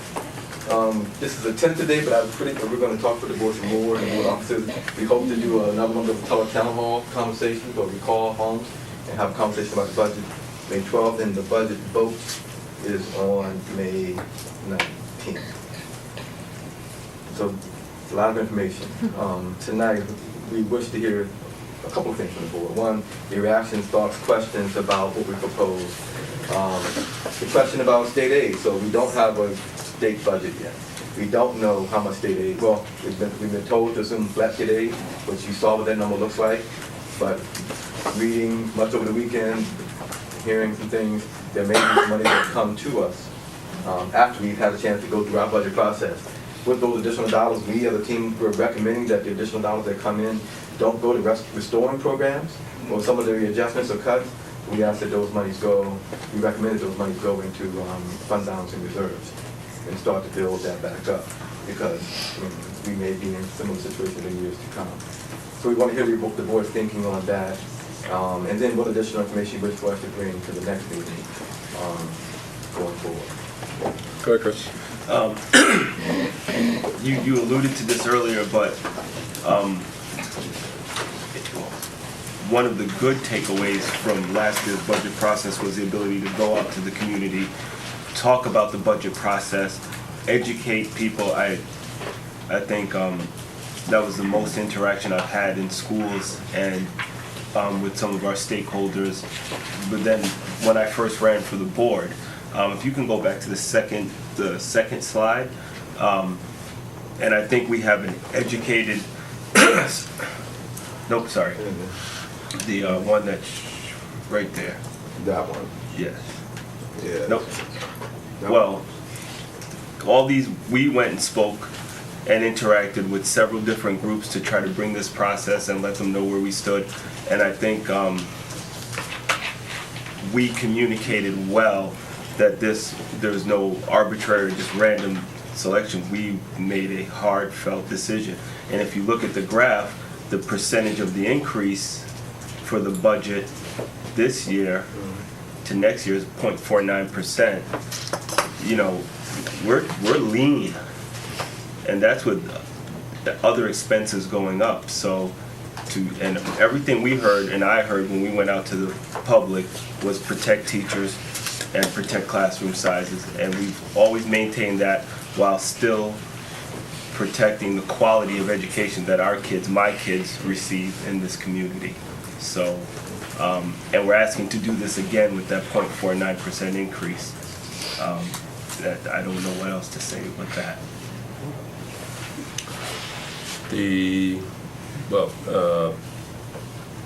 Well, just mentioned the 0.49 year-over-year increase. Well, going back years, I mean that's the lowest. That's the lowest amount in budget increase year over year that I don't know what, anywhere close. you know, going back 10 years, it's, you know, it's always been very, very difficult to, with all the embedded costs that automatically rise every year. How are you able to make that happen? That's the, I mean, I think that's an obvious question. Just if you want to speak to that a little, but then Jay has a question. We'll do a combination of things. We'll talk about reserves and how the sort of increase, the minimum increase, how is that possible? Right, so for this year especially, I think there were some factors that were in our favor. So the major drivers of any budget are going to be really around staffing. It's going to be your salary, and it's going to be then the benefits that go along with the salary, whether they be your fringe benefits of your retirements, right, or the benefits around health and prescription.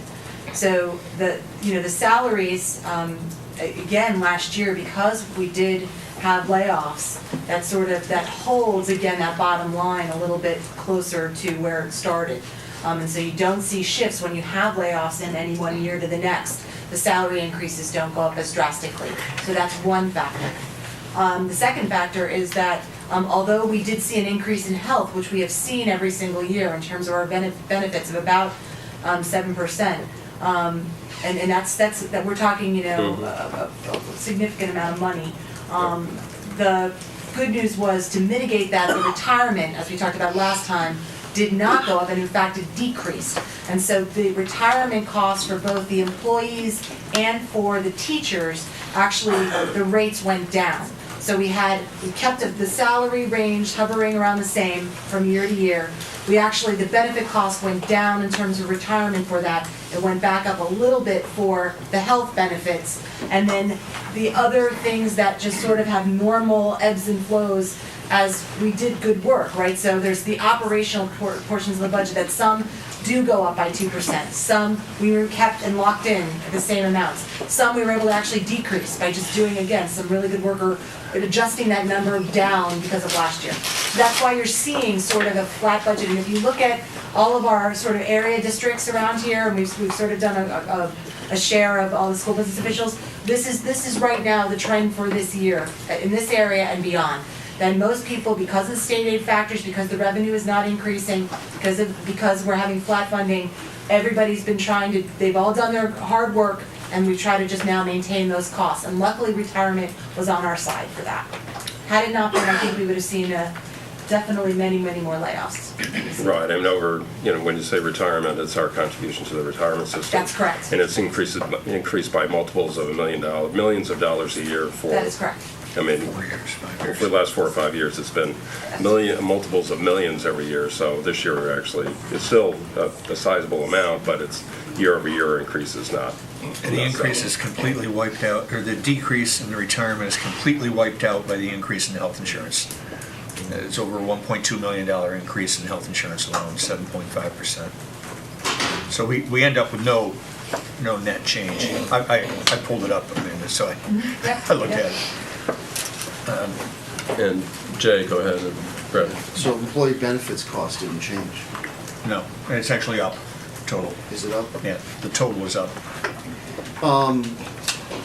So I wanted to applaud the administration for the focus into the budget. I think it was the proper one. You've minimized any layoffs and the consequences to the program. And I want to again thank the community for the support that it provided last year, because it's cooked into this year's budget. And just for fun with numbers, to put it in context, our budget and what we're going to spend is only 0.49% more, right. But the government is capped what we can increase, and we're at the cap. Yeah, we're at the cap. We're at 3.13. We would have to go, if we wanted to increase that 0.49%, we would have to do the dance we did last year. We don't want to do it. We can't do it. We're not going to do it. But that shows the constraint that is on the district to deliver the program within, the tax cap of 3.13, only when the numbers play out is a 0.49% increase in our budget. With all the other expenses, be they, insurance and others that are automatic, it puts a school district in a very difficult position. And so I circle back. I applaud the budget you've built.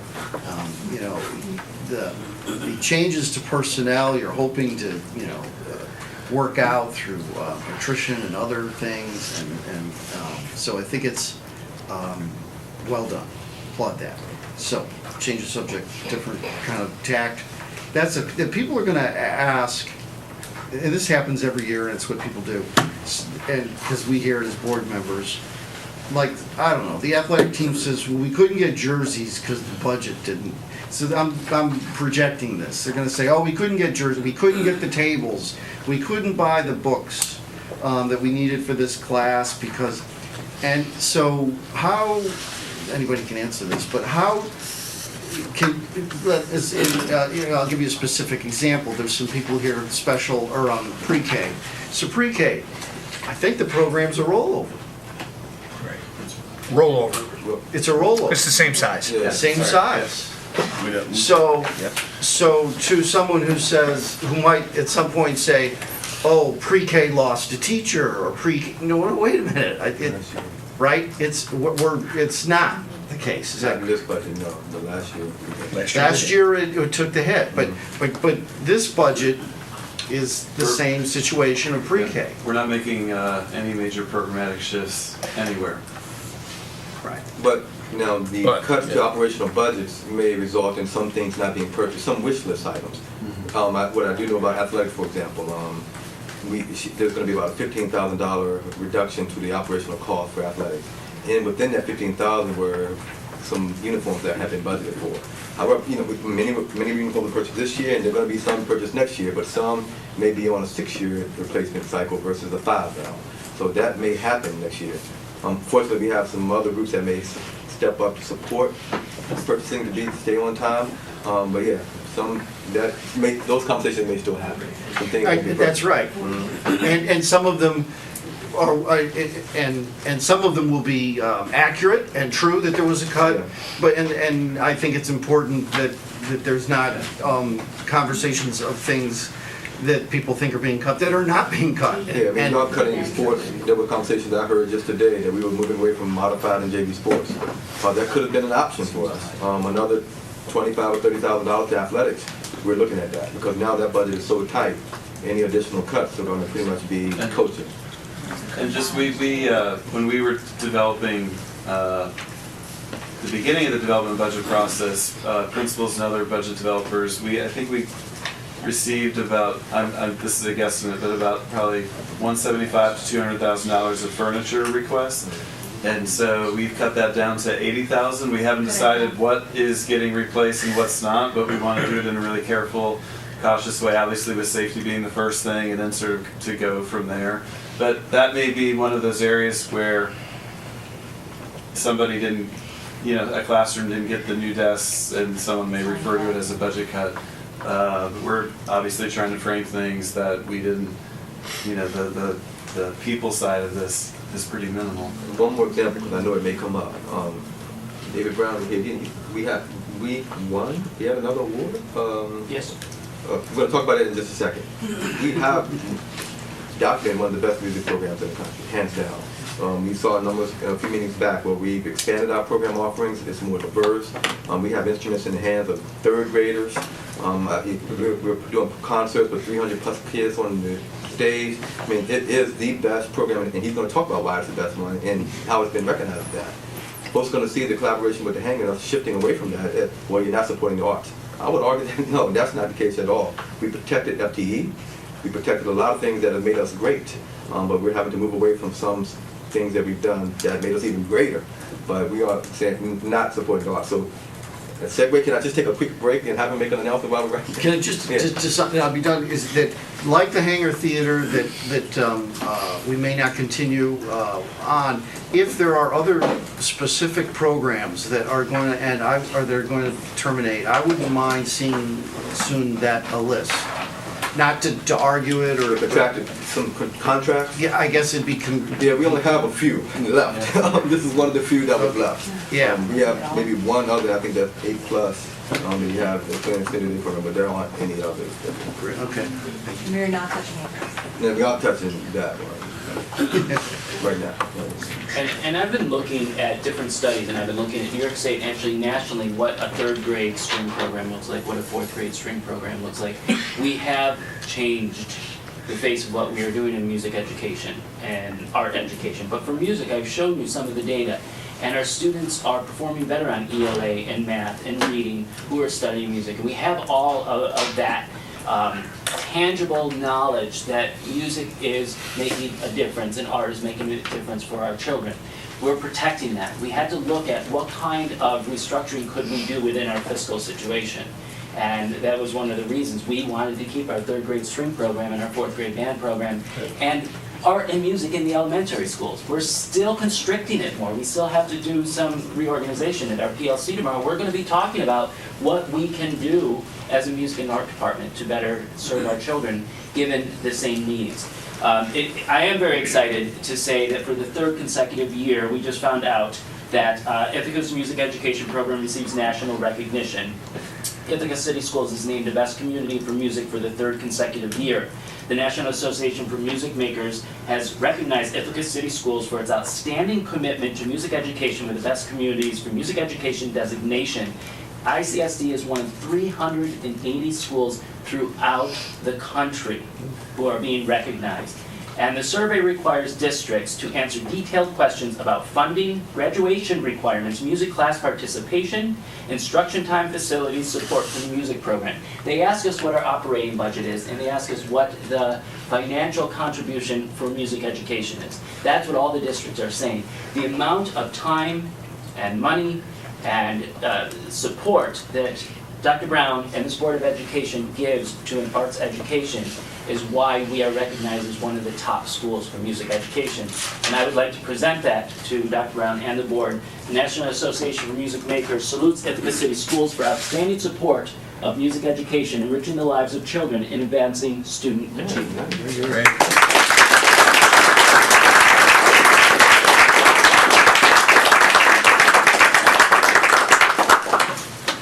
Thanks, David. Elbert, go ahead. All right, so a comment and then a couple of questions. Try to make the questions intelligent, one's not intelligent questions. So 0.65% tax rate increase. I just want to say again publicly, for the folks last year who got sticker shock because of the bill they got, the tax bill they got, understand again, the Ithaca City School District does not have a team who goes out and assesses the value of your property. I cannot tell you how many times I get stopped at Wegmans and people point to my chest, they actually touch me and say, why did you make my bill go up? Even with a 0.65% tax rate increase from our perspective, the county can decide to do a whole nother round of assessment, which would create an entire additional level of pain in people's taxes that they pay for that taxing entity. So just keep that in mind. We don't control all of the things in our finances in this county. Matt and Dr. Brown, I know last year, as much as we tried to get ahead of this game, we still found ourselves in a position where in certain of our elementary schools in particular, where there is let's call it a density of intensity around certain issues, right? Concentration of kids with special needs. We decided to put other programming around kids in certain places. It'd be really helpful if you could talk about that before we vote this time. How does your thinking impact those schools where we know the need is higher? We can't both say we're leveling out things school to school and not give some kind of acknowledgement. Sure. In some cases, it would actually be kind of crazy to do that, given the decisions we've made. Yeah. I also would love to hear someone talk about what we know Adam is going to talk about, right? If we don't talk about it. Even if kids are doing well academically, we know in a lot of schools kids are struggling socially. We know that increases pressure on teachers to even continue to keep up with what they're doing for the students who are doing well. Without professional development happening, without instructional coaching, which could stop a teacher from running out of the building with her hair on fire screaming, we have to actually at least acknowledge that. We have to acknowledge that that's challenging. And talk about what some of the opportunities we have to help that situation are. Again, the information got out there somehow, but it felt like we were behind the 8 ball last year on that as well. And last question, if you guys can retain all this information. So we know IPI is stepping up. We know a lot of other people are volunteering to help. We know we have our boosters.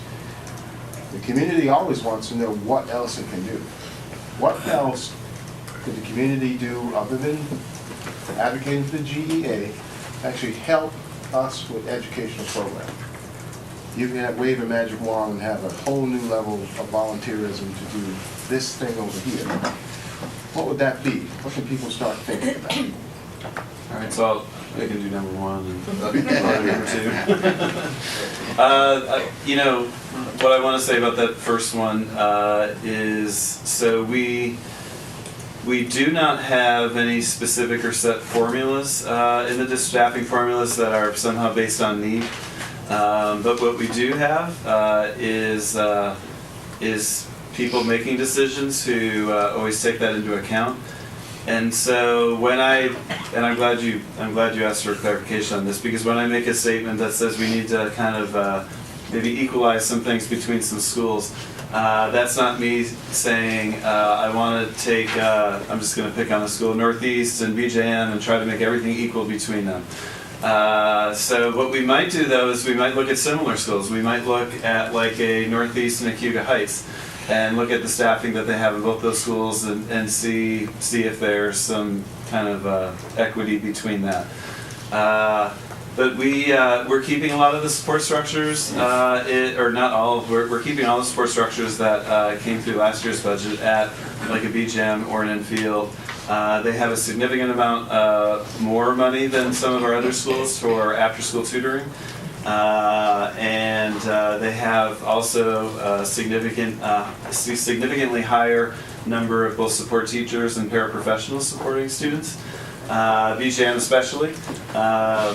And so that's something that we're frankly always keeping in mind when we make decisions. And Dr. Brown talked about process this year, and so we had the 8 elementary principals and other elementary leaders, administrative leaders, in many meetings this year, and they were coming to the same conclusions. Like they would say as a group, we're not going to touch Enfield's blank budget, like their after-school budget, or we're not going to try to, the mental health staffing that BGM has, we're not making any recommendations there. They need that. So these are conversations that aren't just happening at the executive level, but also at the principal level. And then the last thing about sort of, I think we did early rounds of budget conversations with, as Dr. Brown said, almost every PTA. And you were at the one at BJM. I know we also did Enfield. I'm just using those 2 schools as an example. And while those meetings back in December or January were a little bit bigger picture, I think it gave us a chance to really start working with PTAs and kind of getting those lines of communication open much earlier than in the middle of April, a month before the budget vote. So we always will keep that in mind. And quite honestly, as someone who's a principal at a school like those 2 for many years, and a teacher, that's something just personally I'll always bear in mind when we make budget decisions. Number 2 was about PD. And so Liddy's kind of in the back row, so she may jump in at any moment. But one of the things that's in this year's budget, a lot of times when we frame a budget these days, we talk about things that are being reduced or adjusted. So one of the things that we fought hard to keep in there, I think, was about $150,000 for curriculum work pre-K to 12. And so we've really started to develop a lot of momentum, as we've shared at the board level, with pre-K to 5, like teachers really doing a lot with curriculum work of an interdisciplinary nature. You actually, some of the IPEI, I'm going to point at Brian for a second, some of the IPEI grants that you heard about earlier tonight came out of some of that work. I saw Brian and other 5th grade teachers sitting in conference room A on many Wednesday afternoons this year putting that grant together that furthers that curriculum work. So we're starting to envision curriculum work not just as let's get this done so so we can kind of move on, or we're actually seeing it as PD. Because it's teachers really not just sort of looking at the things to do next week, but looking at learning targets, looking at high quality assessments, how to do the right kind of assessments, not just kind of multiple choice things, but really high quality, engaging, authentic assessments, how to make those drive instruction. When we get groups of teachers across schools or across disciplines kind of wrestling with that, that's good learning. And that's the kind of PD that we're kind of going after. And Lydia, you just had some meetings with teachers just last week. Yeah, right? we had 2 days, and Brian was a part of that, and we had kindergarten through 5th grade teachers here continuing that work, having conversations about authentic assessment and what does that mean for instruction. So it is naturally going into what we would traditionally call professional development. We've been extending that work with Lynn and Lily. We have a grant through BOCES to really work on authentic embedded assessments, and we are focusing at the middle school. So we just yesterday afternoon, we met with middle school teachers to talk about how do we make assessment more authentic and meaningful while being compliant with regulations of what we need to get done, and how do we involve all our colleagues. And it was an exciting time with a lot of tough conversations that really spoke to curriculum and instruction. It started in assessment because that's what the grant was, but we really see that curriculum is the PD, and the PD is talking about all those pieces. So if you hear people say there's no PD anymore, perhaps there is less of I'm going to this workshop and sort of sitting and hearing a presenter talk for a day, but there is and will be even more of teachers, groups of teachers from the district working and wrestling on issues regarding what they're trying to teach in a really thoughtful, reflective sort of way, which I would contend is learning at or adult professional learning at some of its highest levels. 2 other things that were in the BOCES budget. Last board meeting, the BOCES presented, and I want to just kind of highlight these because these are add-ins, I guess, or increases. We are working with other districts in the region to have an ESL coordinator for the entire BOCES region. The state has put some new regs in place, regulations in place that are asking PD not just for ESL teachers, but also teachers, regular education teachers who have ESL students in their class. And they also have some different policies around how we intake, how we welcome these families into our district. And that came with state funding? It came with 0 state funding, so yes, I like to point that one out too. But so we think it's the right thing to do, so we worked with other districts in our region to create a position that will be both some professional development for a lot of teachers, but also help us with the intake process and do it in a more thoughtful and regulatory kind of way. And then Eldred, you spoke to the needs of students. This isn't directly PD, but I won't get into depth about this, but the Lighthouse program has been something that we've been sending middle school and high school students to for a number of years.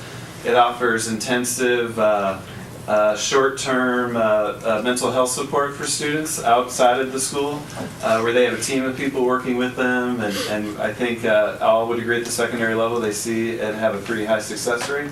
We are adding slots, and this is again a regional decision, but we're adding a large number of slots to the elementary level. We've been seeing an increased need at the elementary level for kids needing some intensive emotional and mental health support. And so this is a new thing, and this is a a cost that we don't talk about, but it's something we're excited about. And while it may not necessarily be PD, it's something that we think gets at that support of students. You know, I think you kind of even mentioned mental health or emotional well-being. So we're excited about that. I've been in enough classes myself.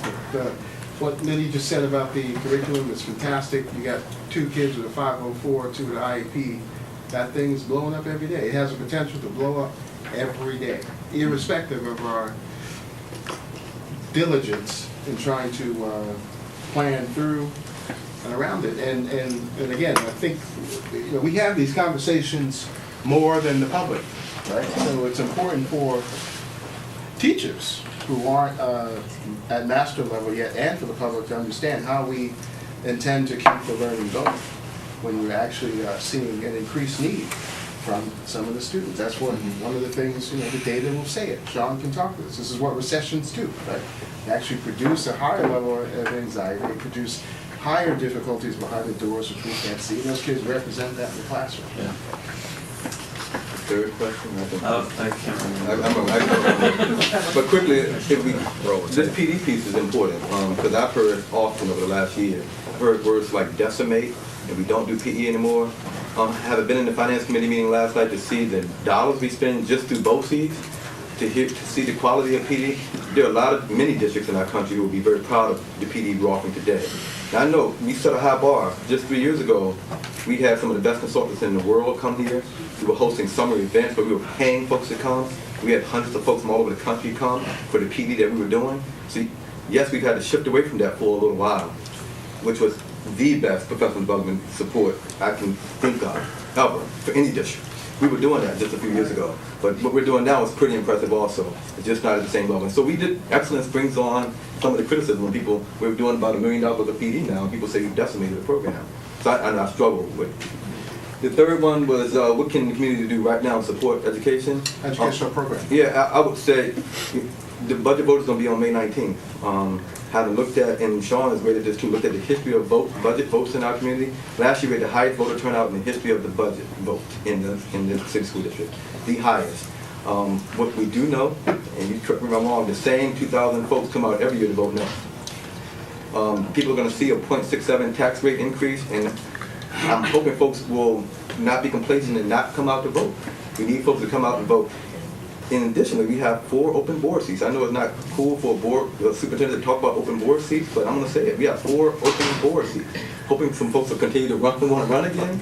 But I was in front of 500 school board members on Saturday. And from my perspective, the key to sustaining and doing great work right now is going to be the leadership at this table, in addition to the leadership in the classrooms every day. As a superintendent, I'm seeing it not happen. I'm seeing stuff stop. I'm seeing districts fall apart. I'm seeing districts spend more money on separation agreements with the superintendent than they are on PD. So I'm hoping that folks will come out to vote for great people, to be in leadership roles, and quite frankly to vote at the same level they voted last year to support programs.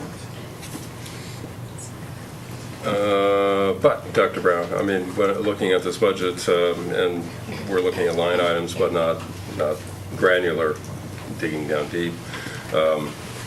This is a lean budget. There are things that we would like to do that we can't do. I mean, there's a list of them that we would prefer to provide to the community and to be able to accomplish, this year, next year, and continuing, but really with constraints on what we can do from Albany, but certainly by the support of the community, we can put together a budget that you have done. But that does not mean, we're saying basically we can do everything that we did last year, but that doesn't mean that's everything that we want to do. So there's, so we have recommended that we go to the tax levy limit, because we got burned in the past by being under the tax levy limit and not being able to use that delta, that difference in the future, as we were told by Albany. And I think Sean missed that number. Going to the limit means a 0.65 increase. Yeah, I saw some of the drop-offs. But I will point out just going back to Thursday night, last Thursday night, great presentations by by the people closest to public education, but the most outrageous statement came from a politician, of course. And I'll call up Barbara Lifton again.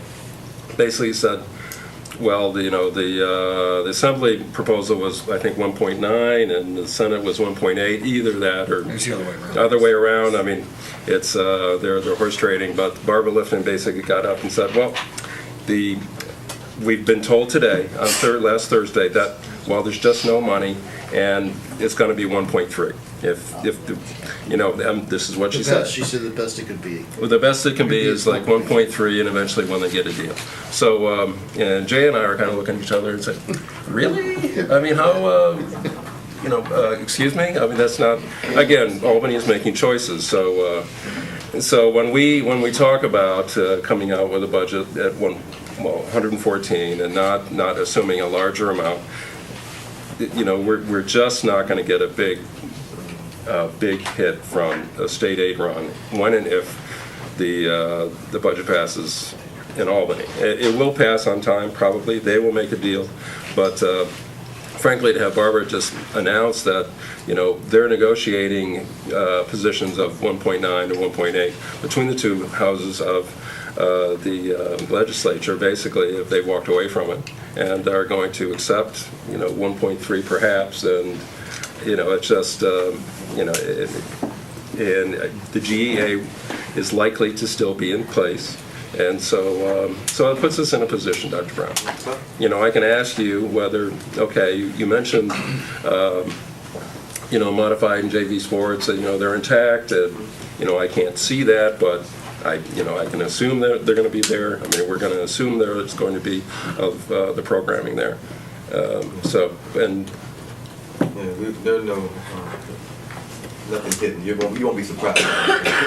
You won't hear next year we eliminated some additional pre-K classes or we cut sports. That's just, again, contracts, some class size reductions that we know we can make. That's So to the point, and I'll finish up, but it's we can make an assumption that, okay, the state's going to give us, we're going to get another $1 million in aid.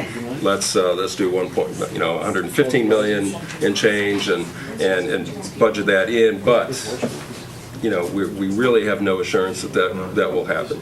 So go ahead, Brad, then Connor. If you'll indulge me a few questions. One, I'm going to ask a little crystal ball for you. I mean, I'm looking at our 5-year enrollment numbers. We were 5 years ago at 5,212. That doesn't include BOCES and a number of other children, but and we're at 5,235 now. I mean, basically flat. Where do you see us going for the next 5 years? Do we think it's going to stay flat? The apartment building and so forth I see around town, the increase in jobs, are we still going to stay flat? Or do we think at some point that's going to change? I'm just curious how long we think, looking out, do we think it's going to stay that flat? I hate to, even using a crystal ball to give you information on the answer without having strong data behind it. And frankly, we haven't done the analysis or have someone do the analysis for us. Where I can say with confidence we're going to be flat, increase. If I were guessing, and I wasn't on TV, I would say I think it will stay flat because I mean there's been a long trend of flat enrollment regardless of how much is being built here. But that's something we probably should look at for next year. We've talked about it for 2 years now, having someone come in and do that analysis for us. Can I respond real quick, Brad? Sure. I had a quick conversation with Amanda and some other folks, but I've been advocating that we take a look at maybe a demography study or to get a demographer in to have this very question. So I think it's that time for us to start looking at someone to do some long-term projections because I think it has implications not just for budget but also for classroom use, building use, etc. So if that's a topic that folks are now interested in making happen, then I'd like to raise it more seriously than just sending a couple emails here and there. But I think it's time for us to have a demography study done of our district. I just look at the construction and wonder Absolutely. and worry that in another year or two we're going to see a rise that we're not prepared And additional for. development still on the horizon for a couple of locations as well, Right. all within ICSD. Right, all within our the confines of our district, so we're expecting more. So I just asked the question to see where that's going.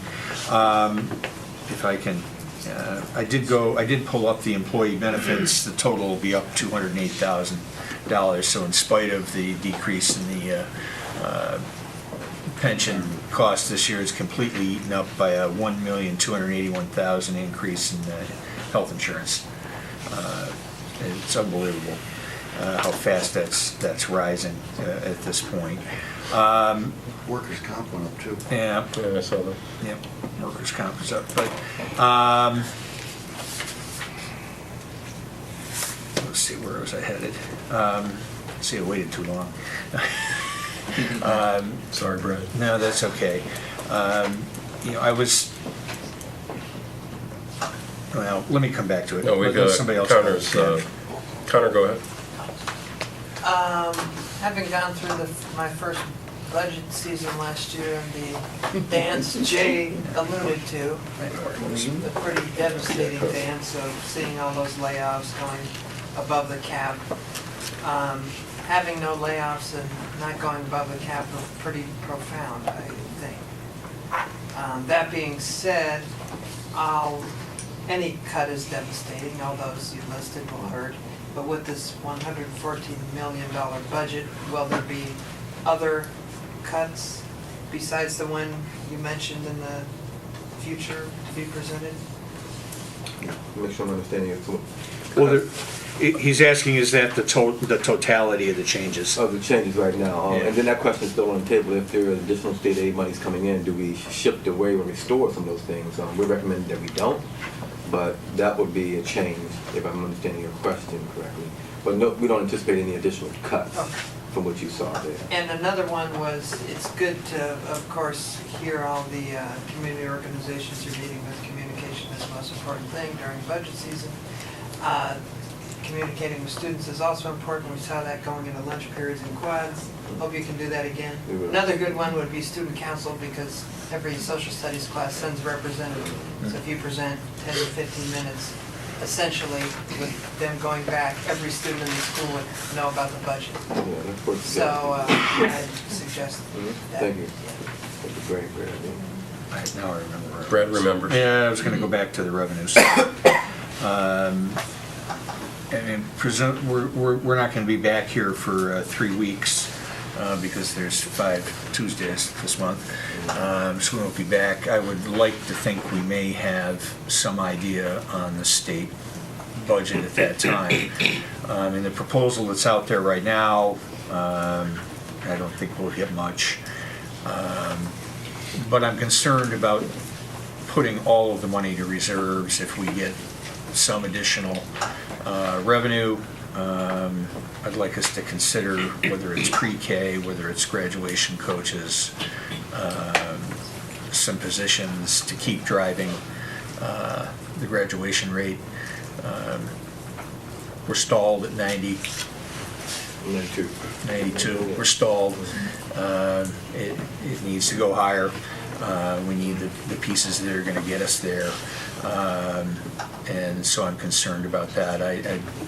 I understand, obviously I understand the reserve piece and where we are. I mean, I know we can't buy buses from what we've got left for more than 1 year and things like that. So I'm as concerned as anyone about the reserves, but I'm going to want to at least talk about if there's any additional revenue. I hope you're open to at least discussing where we might go with it in a targeted way. We'll be prepared. Yep. What was the GEA amount last year? 2.8 million. I thought it was 2.8. 21 over 4 years, 21 million. Yes. Right, exactly. Well, certainly we've had that $20 million clawback, 2.8 last year. If all money came back with half of it this year. Okay. No, but the problem is when they don't eliminate it in its entirety, they don't return it to you in equal proportion. It'll be toward. I mean, so they put 400 million toward reduction of the GEA, and you think, well, great, we're going to get 40% of our GEA money back. Highly unlikely. It'll be tilted toward New York City, toward the 5 boroughs. Because that's what they've done. And that's what they've done. That's been their. That's the history. You're not just predicting that. I'm not predicting it. That's been the history. I've used the statistic before. Upstate New York is 30% of the foundation foundation aid, we're 40% of the GEA. They take a third more from us. And it's all tilted toward the 5 boroughs. So that's why we have fought to completely eliminate the GEA. So the line just goes and you get your foundation aid. If the state wants to renegotiate the foundation aid, I think that's fine. They need to have that in a public debate. Instead, it's done behind closed doors. They tilt some of the money toward the 5 boroughs. You and I don't know what the formula is, and take it or leave it. You know, that's how it's done. That's why we fought hard to have it eliminated in its entirety. It would appear that we've been unsuccessful yet again. But it's not over yet. But they're still tying a variety of policies to the budget, and there's a number of them got disconnected from the budget today. A few. And a few of them got disconnected from the budget. Sounds like the teacher evaluation piece has been disconnected from the budget. It looks like it's going to go to a commission of 2 people appointed by the Assembly, 2 by the Senate, and 2 by the governor. Well, I didn't hear about that. I'm willing to guess there won't be an educator among them. Just a guess. Okay. And Dr. Brown, I will point out that, just not to correct you, but I'll correct you anyway, that the board's expectation all along has been 100% graduation rate. We settled for 90. All right, so as an interim step. Well, I mean, you can't get to 100 without going to 90. Or 92. Or 92. So we didn't raise the bar. We didn't change the goal. We're still getting. Thanks for that correction. I'm glad to do that in public anytime, Doctor. Other questions about the budget? One short one. Oh, well, Dr. Brown, some rumors that some of the teacher stipends for clubs might be eliminated. Yeah, those are, not mistaken, those are contractual stipends. Right. So, yeah. That has to be negotiated. And we passed those last month, so we did those. For this year. Yeah, I don't Is that know. just for this year? That was just for this year. Thanks, I'm done. Connor? What is a non-contractual stipend versus a contractual? Mr. Van Kuren, you're up. It's a great question, Connor. It's probably, how do you define something without using the word you're defining? But stipends that are inside the actual contract with the teachers, like clubs, they're listed there, are contractual stipends. Stipends that we come up with outside of the contract, but with agreement with the union, but it's not listed in the contract, are contractual. It's not difficult. Did it sound like a lawyer? Oh, Bob, you didn't even come close. I mean, that was just. Later, but really, that's it.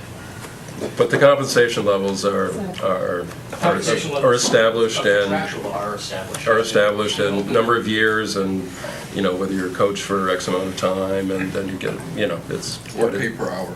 Or pay per hour, correct, right. And contractual. Anyway, go ahead. Other. So we'll come back. Other questions?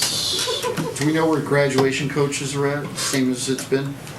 Mr. Trumbull, you're up. Yeah, the FTE is the same as the year previous. So we didn't do that, but when you talk about the non-contractual stipends, that's where things like that are occurring. But remember, we did take the reduction last year. We did 2 grad coaches. Yes. The year prior, we have 2 people in half grad coach FTE, so that's moving forward. And Brad mentioned that if more money came in, that'd be an interesting place to. That, and if we want to go there, I have some other things too. Yeah. Pre-K, pre-K, yeah. There are a couple of things that I would love to talk about, us adding back over time. Jason, you are here, but you're here and you just spoke. Talk to me about the high school just for a few minutes in this budget. Offerings, etc. To achieve the efficiencies that we talked about in the building, that we are looking to maintain all the programmatic offerings, not jacking up the class sizes. We talked about the adjustments with the grad coaches. We are looking at clerical efficiencies. not filling a position from the year previous in the assistant to the principal. Teaching assistant efficiencies as well. A number of supply and equipment lines to achieve those savings. But looking to maintain the programming at the level that we've been able to do coming out of last year's budget. Just a couple of follow-ups. Still using TAs in hallways, et cetera? We are. You know, we moved from a safety model to a TA model in hallways. It's been a very good model. We just don't know that we can be as many people.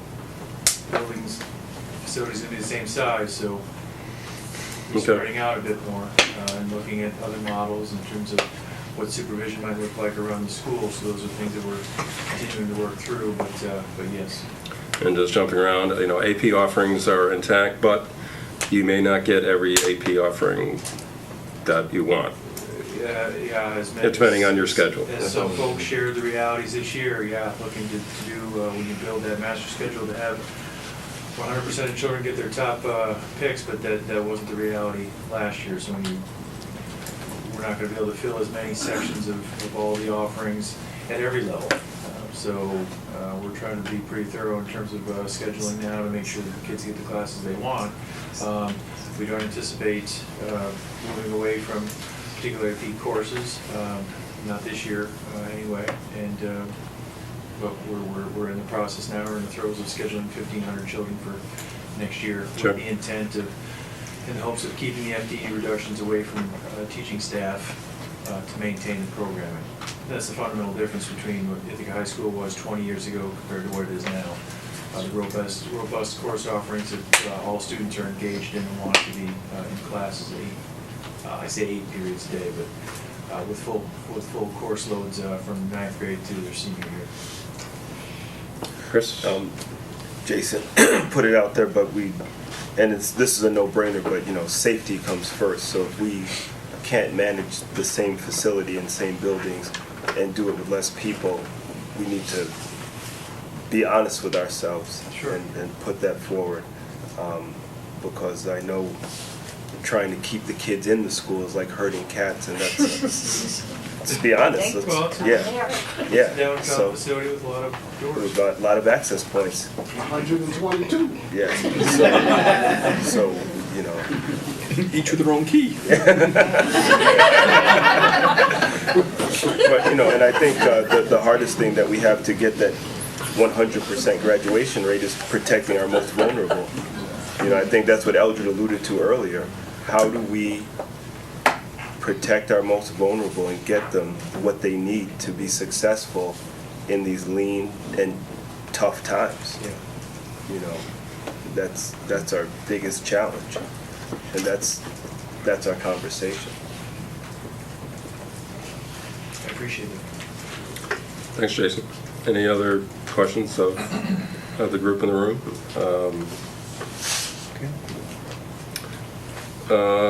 We are, to make it clear, we're not adopting a budget tonight. That will be later.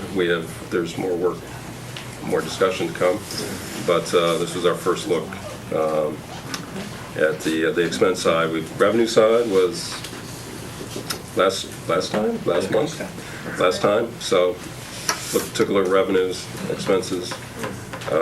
What's next? Next meeting we'll come back with some additional information. There were a couple of questions that were asked tonight. We'll bring back some additional information about. I'm sure we'll be hearing from the community about questions. We may bring, like in previous years, we'll have those questions up, the frequently asked questions, and we'll address those. We maybe talk about reserves. We hopefully will have more information from the state and what we do with the additional dollars. That's been pretty much the process each year. We vote out a budget and we talk about what we do with the additional state aid. Or bullet aid. One year we had bullet aid come in. Sure. Right. So that's next. Yeah, member disbursements, basically. Member items. There, not allowed anymore. Yeah, you can't do that anymore. So good, but certainly budget's on the agenda for every meeting until it's every meeting in general. Yeah, exactly. So very good. Thanks, Dr. Brown. And we do have various resolutions on the agenda. I'll move the resolution calling the 2015 annual district meeting and election of the Ithaca City School District and authorizing related matters as presented in your agenda. And there's, I have my glasses on because there's multiple, this is budget time, so I bring my glasses. So, Brad, did you get a second? Sean, then I'd like to ask. Send the go ahead. To it. I didn't think we were going to put in the budget number. I didn't think so either. Proposition this time around. Right. I can have that removed. I mean, it hasn't been adopted. Right, I'm sorry I didn't catch that in there. It should not have a budget. So, as amended. All right. Second. This just tells you where all the voting places are going to be, that there'll be two propositions. Yeah, it's our election, not we can have it there. We can? Yeah. Sure. Yeah, we can, where we want. For the budget, and also there's a proposition for purchase of buses and vehicles that will be taking money out of the 2013 capital reserve. As we've discussed, we're running out of that money, but we do have enough there to keep up on our bus replacements. I mean, for the public, we replace 1/10 of the fleet annually. It's on a 10-year cycle. And that's a usual, normal proposition that has been in place for probably the last 5 years, Brad. Yeah, at least. Yeah. And we will have discussions on where to go for busing funds, funds to buy buses, and we're going to have to figure out how to do that going forward, but not this year. And anything else of notes? Are we good? All the usual. Any questions? All the usual voting places are there. All right, and we've had discussions in the past about reducing the number of voting locations, but... No, but we haven't. But we haven't, and we're not going to this year either, so, correct, Sean? I knew we're good? Yeah. Right, all right. So, the resolution is in front of you. Anything else? Good, Chris? I'm great. All right, all in favor? That's everyone as amended without the budget number. Right, Daniel? That's everyone. Any other business by the board at this time? Rob, there is No. a resolution in your Dropbox regarding the confidential student matter. Did the board wish to move forward with that resolution? No? Okay. Nope. No need to. Great. So, no need to do that. Brad, quick question. Yeah. Which, the April 13th meeting we're going to try to combine, is that correct? Yes, April 13th, we're going to try and combine both finance and facilities as an extra meeting of finance prior to the budget discussion on the 14th. Right. And there's also a meeting with the ad in terms of the BOCES vote. That's on a Wednesday, the 22nd. 22nd. So it's not listed on here, but that's April 22nd, and we were thinking that that might also be a If we voting. don't adopt the budget on the 14th, we would add budget discussion to Wednesday, the 22nd, since we have to meet that night to adopt the BOCES budget anyway. Folks should probably be on the lookout as well for when we set the budget forum. It's not listed here, but I'm sure it'll be coming up shortly, so folks should be on the Yeah, lookout for we've that. all had the dates up earlier. Oh, I understand. on the- There you go. But we've forgotten them already. Yeah, exactly. I saw the books. Yeah, it was like... Okay. Thanks for that, and a marathon facilities finance meeting on April 13th. We'll be efficient. Exactly, as we always are. Anything else by anyone? Yeah. Pat, you're hanging in there, Pat. I'm You're not in Mumbai anymore. I mean, this I'm is, getting my second wind. I gotta make it home. Yeah. I just want to make a note that tomorrow's Human Resources Committee is, the agenda is specifically for tenure review, so it will be a closed executive session, so don't bother coming, because you won't be let in. Speaking of deficiencies. Very good, thanks, Pat. Anything else for the group? Students, you're all good? Adrian, are you hanging there? Okay. Connor, as always. I'll move adjournment. Without objection, thank you. Second by Pat.